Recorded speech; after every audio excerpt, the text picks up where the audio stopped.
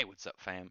Since series have started, there's always been ones all throughout popularity that will have a rival or competitor of sorts. There's always been something that has, stood up against them, put in a position where there's tends to be factions, and within those, there's always the arguments of a very basic kind of thing within the nerdy community, and expanding out of that really is arguing who would win between two characters in fiction. Who would win between character A and character B? And I kind of talked about it in my Clash of Fiction stuff, which I got to get back to. You don't have to remind me, but I want to do one that very short of one that's as a very popular idea, but really wouldn't it just wouldn't really be a fight, and that's kind of what I wanted to talk about here. Obviously, we had the area with the obvious ones. We had the the Holy Shonen Trinity, the big three. We had Naruto, Bleach, and One Piece, and they all actually were very consistent around each other in strength until a couple years back. I think it was around I think it was around right after the Pain arc in Naruto, where Naruto kind of took a huge jump above everyone else, and then Ichigo soon to follow, and now you have someone as powerful as Naruto is in his series, and Ichigo, but Luffy just doesn't come close up to the other two, but he still has his series going. He's still got improvements to his strength and whatnot, so maybe he'll overtake them in the end. But that's just kind of what was going on with them. And then even in other magazines, you had something like Meliodas and Natsu. Natsu dragging him from Fairy Tail, Meliodas from Seven Deadly Sins. Two characters, even though Fairy Tail was already, you know, out for I think what like 5 or so years when Seven Deadly Sins came out, it was still like Seven Deadly Sins started much further in when it came to power levels, and relatively they were around the same until some of the later Albreth arc area when you had people like some of the upper Spriggans just doing as they do. Maybe it'll change with the last couple demons within Seven Deadly Sins, but I don't know. I doubt it with some of the stuff that you got like Acnologi and Seraphim and whatnot. But right now, with the big guys that are kind of rolling around from the new division, the younger ones, even though I bring up the three of them, one of them, which that's Kimetsu no Yaiba, it can't really compete up with them yet, but we have ones that are steadily pretty popular, and that being Asta and Deku. Now, My Hero Academia blew up a couple years back. Shortly after the anime came out, it really blew up like all over. Like even though it was already popular with the manga, I think once the anime came out, it got a lot more mainstream. And then the same thing happened with Black Clover's series once the anime kind of got to the dungeon arc. It picked up really heavily, and people starting to get on board with it, and it's been doing a lot better. So then there's the obvious thing of when you have these three people or three series. I'm still gonna come out Kimetsu no Yaiba because I'm betting when its anime drops, it's gonna stand right beside these two. Excluding like the anime boosts, they're probably all around similar areas. But for now, when you look at them and you look at Asta and Deku just kind of like in a very broad sense. You look at some of the stuff they've done, and you think that there would be a fair match between them, but there really isn't.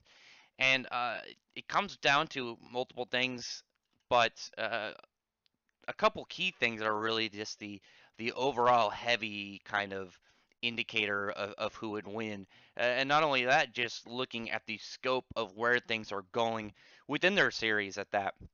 But the thing that kind of really puts off the fights between them, obviously, you look at something like stuff that Asta's done versus stuff Deku's done. Asta has way more impressive things, but a lot of what he's got to do has to do with dealing with magic because his swords are anti-magic. But it's not really that when it comes down to the fight. It comes down to his ability to sense ki and the way that like normal like stuff like muscles and human motions and whatnot emit ki.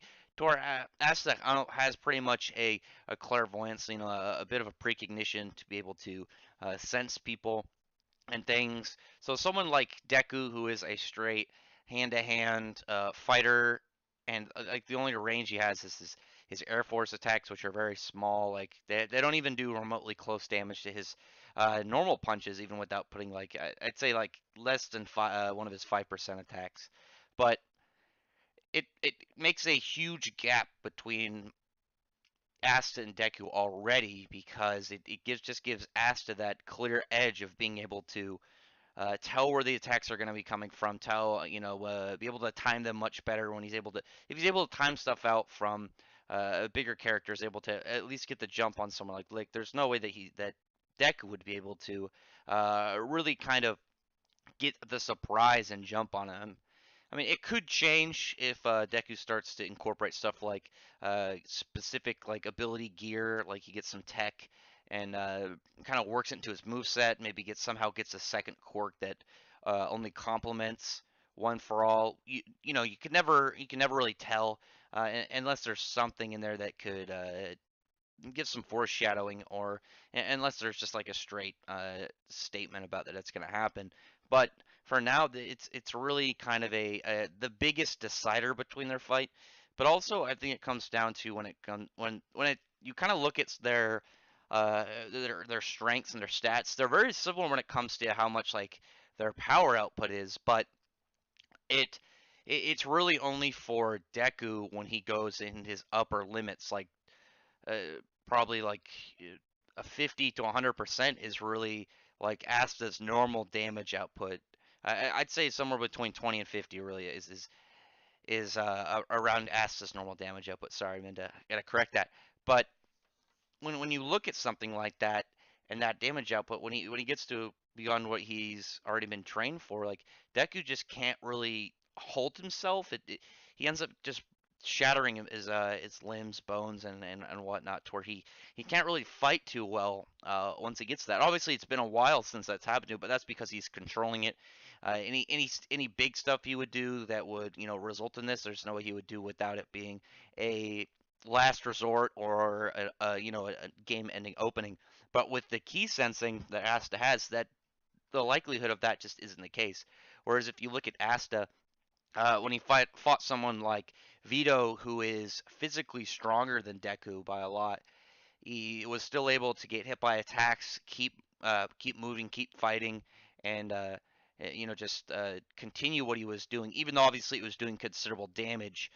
When you look at something like it completely just tears up Deku's body versus though it does a lot of damage to Asta, he's still able to keep going, and uh, his limbs and whatnot are still intact. Obviously not the entire case later when you get like third eye Vito, which it doesn't really matter when you bring him into the case because he's way more powerful than someone like Deku has ever kind of dealt with.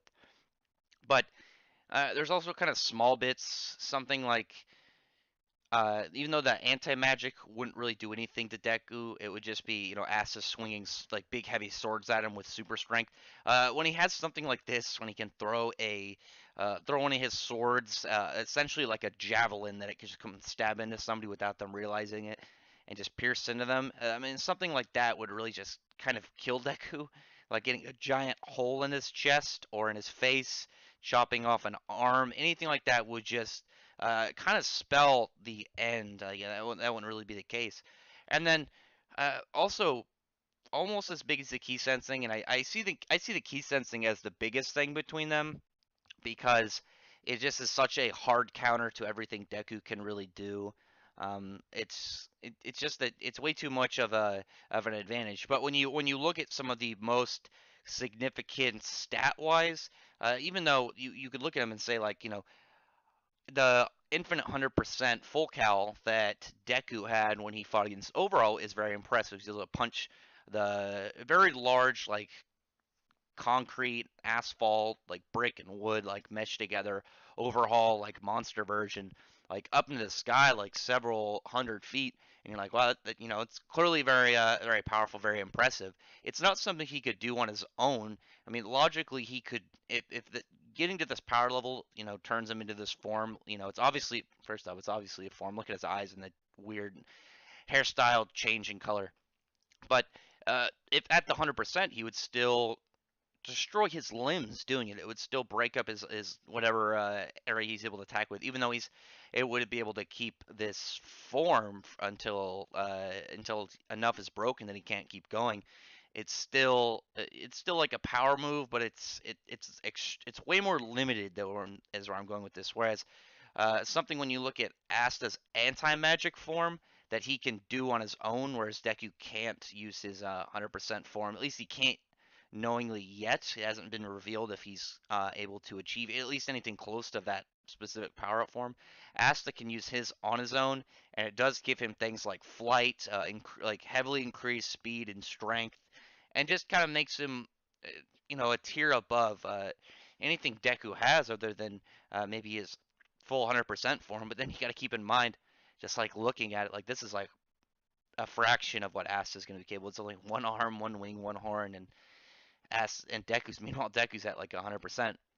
So that's what I was talking about earlier. Is you have to look also at the scope of where things are going. It's when you look ahead, when you took something like way back, like if you went way back and you were arguing Naruto, One Piece, and Bleach, you could look at something like how powerful Whitebeard was at the time. At the time of what was that, 500 chapters ago? That's like what, like somewhere between, I'm gonna guess somewhere between like 7 to 9 years or something within the One Piece like in real life time. So back then I think he was way more powerful than anyone in Bleach or Naruto. So you could look at it and say even if Luffy at the time was weaker than Naruto or Ichigo, you could say, well, you could bring up the greater span of where he's gonna be one day.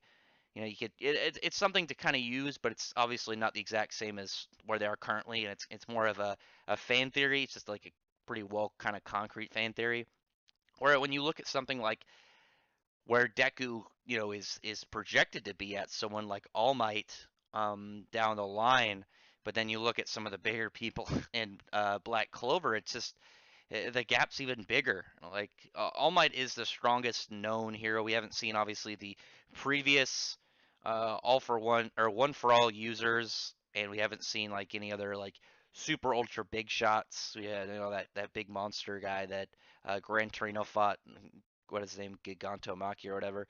And clearly it could be extremely powerful. You could get a lot of big upgrades out of that in terms of like stats for the series. But when you get something like Black Clover, even Julius Nova Chrono, like nobody in My Hero Academia would ever be able to touch him. He would completely just walk through their universe and just one shot everybody that exists. Like dude's way too overpowered in comparison to the My Hero Academia universe, and he's the 28th Wizard King. There's still 27 other before him. There's still all the different captains and all the large mass of people within um, Black Clover that are more powerful, or at least that are more powerful than people like All Might, and then there are more powerful people that like Julius, because you're getting also big people like Licht, and that we're only still in one country. We might end up going to others. Maybe there's people bigger than Licht, like and everything we even know of, relatively. And there's only five known countries if you count the land of the sun where Yami's from. That's and one continent known, and there could easily be more if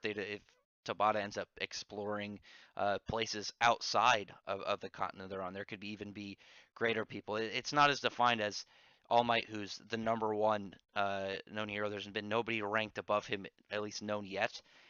Whereas there's a massive plethora of people that are potentially at least equal to Julius when you have people like 27 other Wizard Kings and lots of big shot elves. So really when it comes down to it, it is a clear win for Asta. It's not even really much of a fight right now, and I don't know if it's gonna be a fight anytime soon.